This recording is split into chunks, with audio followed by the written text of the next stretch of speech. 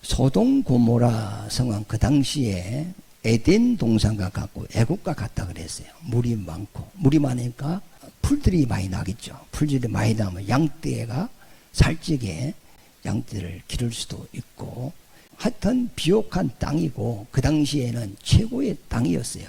그리고 문화와 문명이 발전된 곳입니다. 그만큼 좋은 지역인데 그 좋은 만큼 제약도 극에 달하였다, 이렇게 말씀을 하고 있습니다. 오늘 20절과 21절 그 다음에 19장 13절에 보면은 소돔 고모라에 대하여 크게 부르짖음이 있고 그 제약이 심히 무겁다고 했단 말이에요. 그럼 제약이 무겁다고 하는 말은 죄가 가득 찼다는 이야기단 말이에요. 지금 일본에는 지진이 자주 난대요.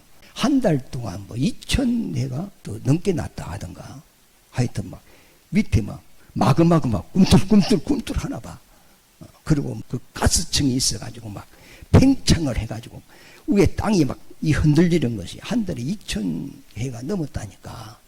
그 밑에 뭐가 있는가 모르죠. 앞으로 뭐 뭐가 큰 게 올 건지 우리가 알 수가 없잖아요. 그러나 밑에 가스가 차면 화산이 분출된단 말이에요. 우리가 풍선을 불어도 그 바람이 가득 차면 그 다음에 터지는 것과 마찬가지로 소돔 고모라 성의 제약이 무겁다는 것은 죄가 찼다 이 말이야. 그러면 찼다는 의미는 심판이 가까이 왔다는 그런 의미거든요. 그러므로 소돔 고모라에 대하여 부르짖음이 크다 그랬어요. 그러면 과연 하나님께 소돔 고모라의 이 타락성, 지약이 가득 찼으므로 이것으로 하나님께 부르짖는 자들이 누굴까? 어떤 분은 그래요. 소돔 고모라 성에 사는 그래도 양심이 살아있는 몇몇 사람들이 있을 것이다. 그들이 제약을 보고 신에게 부르짖었지 않았겠느냐, 이제 이렇게 이야기를 하기도 합니다. 그러나 소돔 고모라 성은 이방인입니다. 여호와를 알지 못합니다. 그들은 자기 지역에 신이 있어가지고 그 신을 섬기는 사람들이었어요. 그리고 앞의 내용을 보면 여호와가 아브라함에게 소돔 고모라가 죄악이 가득함으로 하늘에까지 닿았다 그랬어요. 그리고 의인이 10명도 없다 그랬어요. 10명뿐 아니고 로마서 3장 10절에 보면 하나님이 세상을 진단해 보니까 의인은 없나니 하나도 없다는 거예요. 우리가 암이 들어도 일부분만 암이 있다면 그걸 제거하면 됩니다. 그러나 그 암이 모든 곳에 다 퍼져버렸다면 이건 소를 못 대는 거예요. 이와 마찬가지로 죄악이 무겁다, 이런 의미는 하나님 앞에 심판의 날이 가까이 왔다, 이런 의미단 말이에요. 그런데 그 소돔 고모라 성에 사는 사람들이 죄악이 가득 찼다는 걸 몰라요. 그리고 하나님의 심판이 임박한 것도 몰라요. 도리어 소돔 고모라 성이 문화와 문명이 발전하고 물도 많고 비옥한 땅이고, 그래서 사람들이 다 그쪽으로 이사를 들어갔어요. 아브라함의 조카 롯도 사방을 둘러보고 가장 좋은 땅을 선택하고 이사를 갔는데 그곳이 소돔 고모라 성이었어요. 그런데 하나님 보시기에는 죄가 찼어요. 심판이 이르렀어요. 그래서 사람의 눈으로 보기에는 그것이 좋아요. 그러면 소돔 고모라 성에서 하나님께 부르짖는 소리가 크다 그랬는데 누가 부르짖었을까? 소돔 고모라 성 사람들이 나는 아니라고 생각해요. 그러면 다른 지역 사람이 그걸 보고 하나님께 부르짖었나요? 그러지도 않다고 생각해요. 저는 성경을 보면서 깨달은 것은 이것은 천사들이다. 천사는 하나님과 사람 사이를 왕래하면서 하나님의 말씀을 사람에게 전달하기도 하고 세상에 일어나는 모든 것을 하나님께 보고도 한단 말이에요. 이 세계 모든 것은 하나님의 손안에 다 들어와 있고 주님은 그걸 다 살피신단 말이에요. 그리고 특별히 사람은 영이 있어요. 하나님이 천지를 6일 만에 지으셨는데 그 6일 창조 중에 오직 영을 가진 자는 사람밖에 없어요. 짐승과 식물은 혼으로 살아요. 그래서 이들은 숨이 끊어지면 그만 혼비백산되어 없어져 버려요. 내세도 없어요. 그러나 사람은 육신이 죽어도 영이 있기 때문에 영원한 존재예요. 하나님께서 사람을 자기 형상의 모양대로 지었고 하나님의 영이 있는 같이 우리에게도 영을 부여줬단 말이야. 그리고 그 영의 하나님이 천사를 부리는 것 같이 사람이 출생할 때 천사를 하나 붙여줘요. 그리고 그 천사는 내가 출생해서 죽을 때까지 나와 함께 다녀요. 그걸 이제 고유천사라 이런데, 그 고자라는 말은 고할 고자고 유자는 말미암는 유자단 말이에요. 그럼 내가 육신으로 이 땅에서 행하는 모든 것이 하나님이 내게 붙여준 천사가 하나님께 고합니다. 다 고한단 말이에요. 우리 눈에는 보이지 않지만은 천사들이 활동이 어마어마합니다. 지금 공중에 보이지 않는 전파가 막 거미줄 같이 막 다니고 있어요. 그거보다 천사들의 활동은 더 많아요. 그래서 오늘 이 본문을 통하여 하나님과 우리 사이에 천사가 있다는 거 우리가 알 수 있는데, 성경을 한번 읽어보도록 하겠습니다. 욥기 1장 1절입니다. 스크린을 보시고 읽겠습니다. 우스 땅에 욥이라 불리는 사람이 있었는데 그 사람은 온전하고 정직하여 하나님을 경외하며 악에서 떠난 자더라 그랬어요. 이건 하나님이 욥에 대하여 말씀하시는 거예요. 욥은 온전하고 정직하고 악에서 떠난 자고 순전한 자라 그랬어요. 이것을 누가 하나님께 보고를 했느냐? 하나님의 보좌 앞에 하나님의 아들들이 있다고 했는데 그 아들들은 천사를 의미합니다. 그 천사들이 욥에 대하여 하나님께 보고를 한 거예요. 그런데 요 뒤에 보면은 6절에 읽겠습니다. 시작. 하루는 하나님의 아들들이 와서 여호와 앞에 섰고 그랬죠. 하나님의 아들이 와서 섰어. 어디 갔다가 와서 섰어요? 어디 갔다 왔어요. 와서 욥에 대하여 하나님께 보고를 했어. 그런데 그때 또 사탄도 그들 가운데 온지라 그랬어요.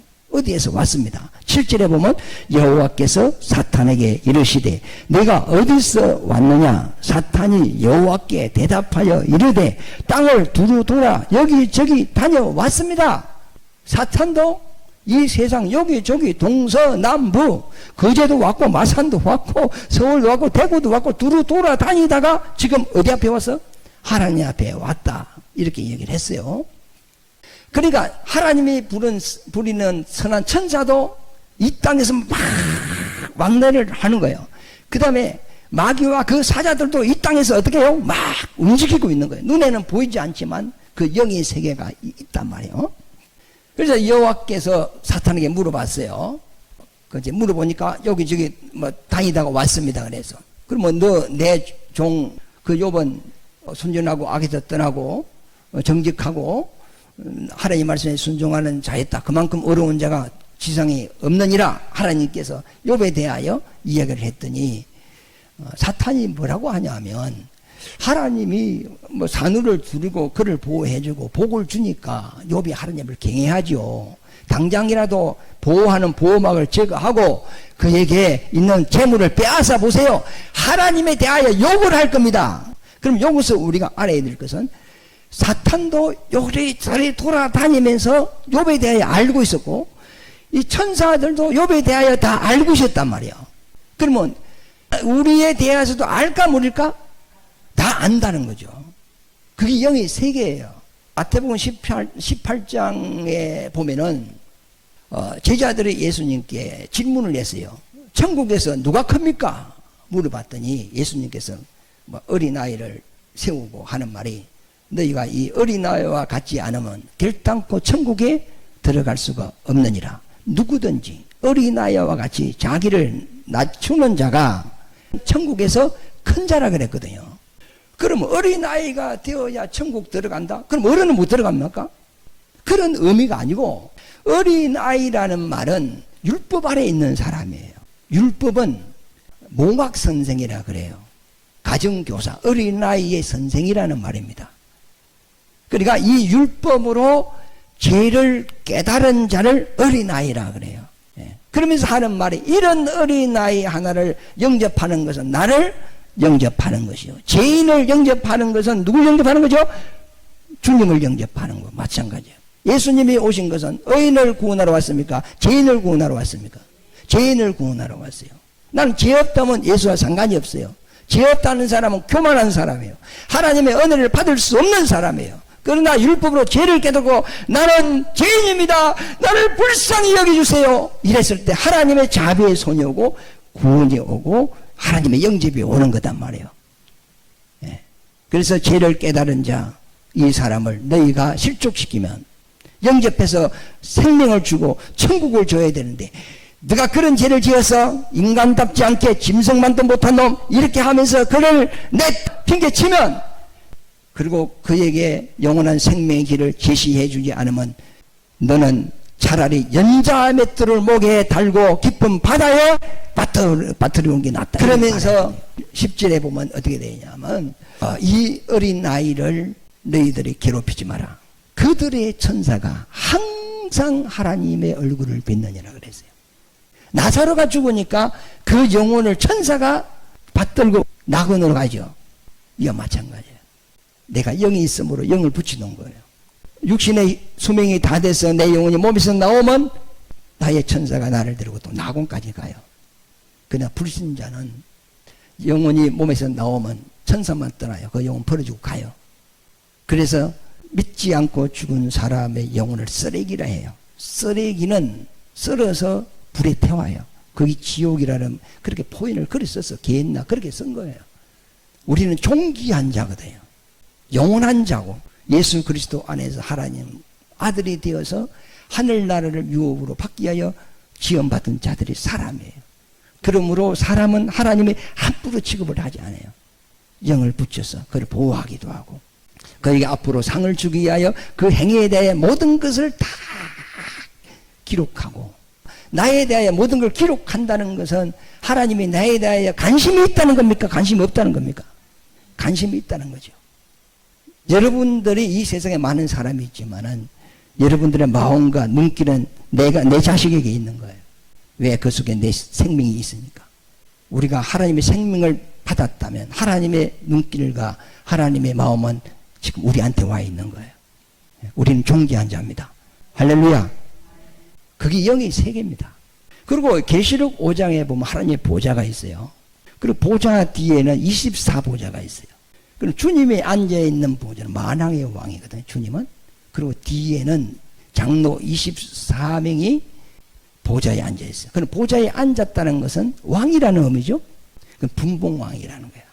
그러니까 하늘의 영들이 이 땅의 나라를 관리하고 나라를 주관하는 영들이 있어요. 그 다음에 내 생물이 있다 그랬어. 보좌 앞에. 생물이라는 말을 썼어요. 천사인데 영인데 생물을 관리하는, 이 세상 모든 것을 관리하고 또 나라를 관리하는 영들이 있는 거예요. 계시록 1장에 보면 하나님 앞에 7촛대와 7별이 있는데 7촛대는 땅에 세운 7교회고 7별은 그 교회의 사자들이라고 그랬어요. 그러니까 하나님의 이름으로 세운 이 교회를 관리하는 영이 있어요. 우리 고현중앙교회에 하늘에서 관리하는 영이 있다니까. 우리 교회에서 일어나는 모든 상황을 하나님께 보고하는 영이 있다니까. 나라를 관리하고 다스리는 나라 위에서 역사하는 영이 있고, 세상의 역사를 돌아가는 모든 걸 관리하고 보고하는 영들이 있고, 각 교회에서 일어나는 모든 일을 하나님께 보고하는 영들이 있는 거예요. 그러니까 보이는 이 만물의 세계는 보이지 않는 영의 세계에 의하여 지배를 받고 있단 말이에요. 그러면 이 세상에서 일어나는 모든 일, 각 나라에서 일어나는 모든 일, 그리고 교회에서 일어나는 모든 일, 이 모든 것이 지금 하나님 앞에 다 보고가 되는데, 그 보고 중에도 가장 중요한 것이 뭐냐면 교회에서 일어나는 일입니다. 그래서 계시록 5장에 보면은 교회에 대해서만 기록이 되어 있어요. 있는데, 자, 한번 읽어볼까요? 오늘 뭐 영적인 이야기인데, 계시록 5장 7절에 보면 시작. 그 어린 양이 나와서 보좌에 앉으신 이의 오른손에서 두루마리를 취하시니라. 그 두루마리를 취하심에 내 생물과 24장로들이 그 어린 양 앞에 엎드려 각각 금은고와 항이 가득한 금 대접을 가졌으니 이 항은 성도들의 기도라. 그러면 이 각 나라를 다스리고 있는 이제 24장로와 이 세상을 다스리고 있는 내 생물의 천사가 하나님 앞에 뭘 가지고 갔죠? 검은고와 검은고는 뭐 하는 거죠? 노래 부를 때 악기 하는 거 아닙니까? 그리고 항이 가득한 금대접. 근데 그 금대접 안에는 내용이 뭐죠? 성도들의 기도. 그러니까 성도들의 기도는 하나님이 듣기에 기분이 좋아 안 좋아? 좋죠. 그러니까 뭐와 함께 가지고 가죠? 금은고와 함께. 그렇게 포인을 쓴 거예요. 성도들의 모든 것이 다 천사들이 하나님께 보고를 하는데 요거 보면은 금대접. 항아리가 아니고 무슨 대접? 금대접. 요거에 담아서 너무 귀중하니까 제단 앞에 붓는단 말이에요. 부으면 그것이 번개와 내성과 우리의 소리가 난다. 성경에 이렇게 포인을 썼어요. 그 요한복음에 보면은 제자하고 예수님이 가는데 갑자기 제자들의 귀에 우레 소리와 천둥 소리가 들려서 그랬더니 예수님께서 하시는 말씀이 너희는 이 소리가 무슨 소리인지 알지 못하나 나는 안다 그랬어요. 그래 제자들 소리에는 천둥과 우레 소리였지만 예수님은 분명한 뚜렷한 하나님의 아버지의 음성을 들은 거예요. 그러니까 요한이 이 계시록을 이제 한상 중에 쓰면서 귀에 들린 건 우레와 번개 소리였어요. 그러나 이것은 성도들의 정확한 기도가 하나님 앞에 상달되는 내용을 이렇게 기록하고 있습니다. 우리 교회에서 일어나고 봉사하고 또 뭐 기도하고 막 이렇게 하는 거, 예배를 드리고 이렇게 하는 것이 하늘에서 그대로 다 드러난단 말이에요. 8장 3절에 한번 읽어보죠. 또 다른 천사가 와서 제단 곁에 서서 보좌 앞에 제단 곁에 서서 금 항로를 가지고 많은 항을 받았으니 이는 모든 성도의 기도와 합하여 보좌 앞 금 제단에 들어오고자 함이라 그랬죠. 4절에 항년이 성도의 기도와 함께 천사의 손으로부터 하나님 앞으로 올라가는지라. 올라갔죠? 그러면 그 기도는 누가 받았었어? 하나님이 받았어요. 받고 5절에 보면 천사가 항로를 가지고 제단에 불을 담아다가 땅에 소돔에 우레와 음성과 번개와 지진이 나더라. 하나님께 올려드렸다가 그리고 그 항아리에 제단 앞에 있는 불을 항아리에 담아가지고 땅에 와서 부으니까 음성과 우레와 번개와 지진이 나더라. 이건 응답이에요. 그래서 천사들이 이 세상에 일어나는 모든 일, 교회에 일어나는 모든 일, 개개인에 일어나는 모든 일, 각 나라에서 일어나는 모든 일 하나님께 보고를 하는데 그 계시록 4장 6절에 보면 시작. 보좌 앞에 수정과 같은 유리 바다가 있고 보좌 주위에 내 생물이 있는데 앞뒤에 눈들이 가득하더라. 그리고 보좌 앞에 수정 같은 유리 바다가 있어요. 그 유리 바다는 다른 말로 이야기하면 현미경이라 세상을 보는 큰 현미경, 거울 이런 거예요. 그리고 보좌 앞에 있는데 세상의 모든 것이 그에 다 드러나는 거예요. 그래서 그걸 포인을 하기를 보좌 주위에 내 생물이 있는데 앞뒤에 눈들이 가득하더라. 날개가 6개가 있어 내 생물은. 그런데 안쪽에 바깥쪽에 눈이 막 가득 눈만 다 붙었어 날개에. 이거는 비유인데요. 그 말은 뭐죠? 세상에 일어나는 모든 것 단 하나도 빠짐없이 하나님이 다 보고 있다는 그런 포인을 쓴 거예요. 그러면 하나님의 앞에 거기 다 드러나는 거예요. 오늘 예배 드리는 것도 다 드러나고 봉사하는 것도 기도하는 것도 다투는 것도 예배 드리는데 딴 생각하는 것도 휴대폰 만지는 것도 오늘 예배 시간이 기노 이렇게 생각하는 것도 전부 다 어디 나타나? 하나님의 보좌 앞에 다 나타나는 거예요. 이와 마찬가지로 소돔 고모라 성에서 나타나는 그 상황, 그 지약이 가득 찬 것을 천사가 하나님 앞에 부르짖는 소리가 컸다 이 말이죠. 그러니까 부르짖는 소리가 컸다는 말은 이 성이 끝날이 왔다는 거죠. 그럼 급하게 하나님 앞에 이렇게 보고를 하는 장면이단 말이에요. 그래서 아브라함은 가정에 세 사람이 찾아왔는데 그들이 천사였잖아요. 두 사람은 소돔 고모라 성으로 가고 한 사람은 아브라함과 함께 있으면서 하는 말이, 우리가 소돔 고모라 성으로 가는 것은 소돔 고모라 성의 제약이 중하고 하늘에까지 닿았으므로 이것이 사실인지 확인하러 가는 중이다, 이렇게 이야기를 했죠. 그랬더니 아브라함이 하는 말이, 여호와여, 하나님은 공의로우신 분인데 의인과 악의를 함께 매라고 의인과 악의를 함께 죽이고 의인과 악의를 함께 취급하면 되겠습니까? 아무리 소돔 고모라 성이 타락하고 잘못되어도 그 중에 의인이 있다면 의인은 살려내야 될 거 아닙니까? 그러면서 아브라함이 그 여호와 이름으로 온 천사에게 이야기를 합니다. 만약에 소돔 고모라 성에 의인 50명만 있으면 그 50명으로 인하여 멸하지 않을 수도 있겠습니까? 있습니까? 그러니까 그러겠다 그러잖아요. 그 다음에 45명이 있으면요, 그래도 안 멸하겠다. 40명이 있으면요, 그래도 안 멸하겠다. 그 다음에 30명이 있으면 그래도 안 멸하겠다. 20명이면 있으면요, 그래도 안 멸하겠다. 마지막으로 묻겠습니다. 의인 10명이시면 어떻게 하겠습니까? 멸하지 않겠다. 지금 소돔 고모라 성에 의인이 10명이 없어요. 아브라함은 적어도 아무리 그 성이 타락했다 할지라도 의인 50명은 있는 줄로 생각했어. 그런데 10명이 없잖아요. 10명뿐 아니고 한 명도 없는 거예요. 그래서 아브라함이 걱정이 되는 거예요. 그 소돔 고모라 성에 자기 조카 롯이 살고 있어요. 그 고민을 하고 있었는데 하나님이 소돔 고모라 성을 심판하면서 아브라함을 생각하사 롯을 구원해 줬다, 이 말입니다. 롯은 갈대아 우르에서 아브라함과 같이 나온 사람이에요. 하나님의 언약을 받은 사람은 아브라함이었어요. 그런데 그 받은 언약을 조카 롯에게 이야기를 했겠죠. 다른 형제들한테도 이야기를 했겠죠. 여호와께서 본토 친척집을 떠나서 하나님이 지시한 땅으로 가라 했다. 그러면 나라가 창대하고 뭐 이런 복을 받는다고 하나님이 약속했는데 떠나가자 했을 때 다른 형제들은 안 따라 나왔죠. 그러나 조카 롯은 아브라함에게 나타난 그 하나님을 롯도 믿고 같이 나온 사람이죠.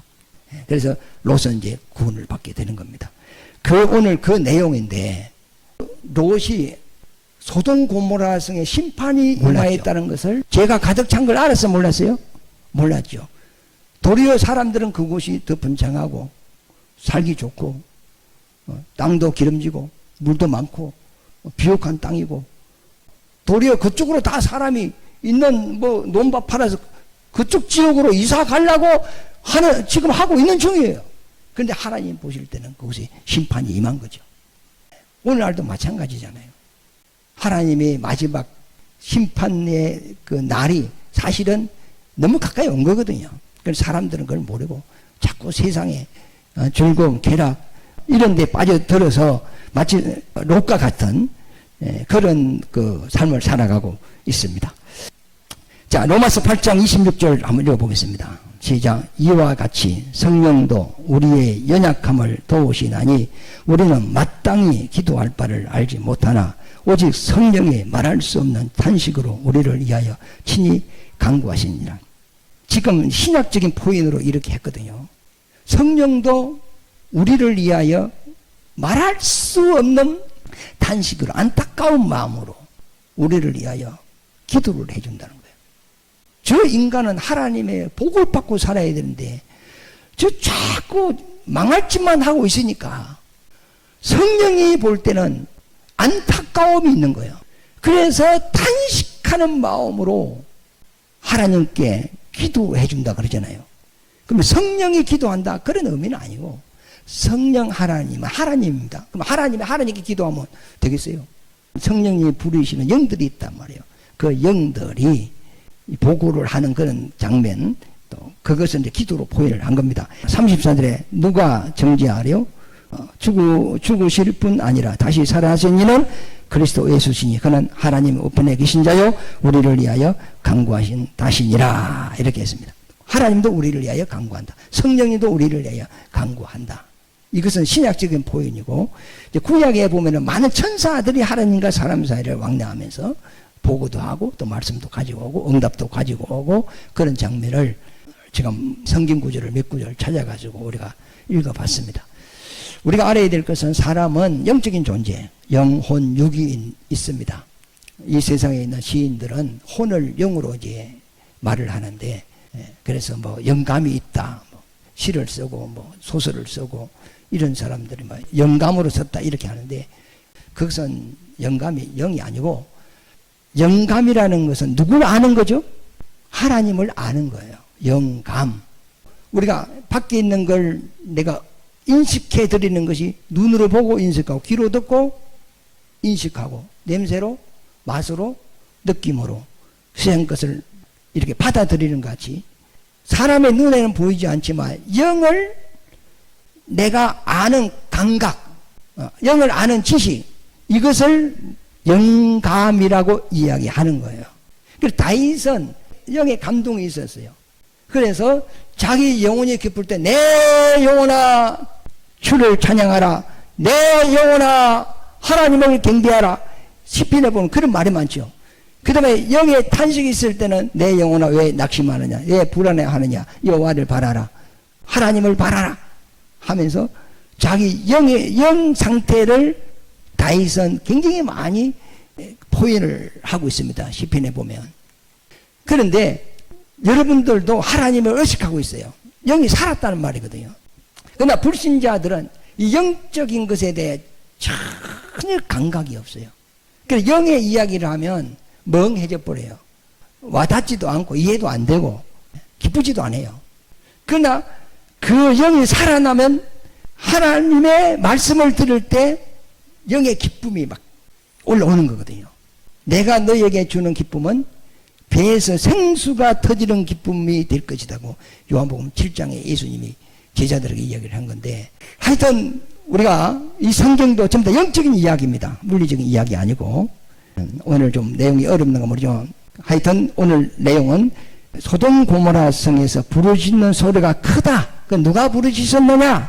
이거는 사람의 부르짖음이 아니고 하나님이 부르시는 천사들이 그 소돔 고모라 성의 죄악의 무구움을 하나님께 보고하는 그런 장면입니다.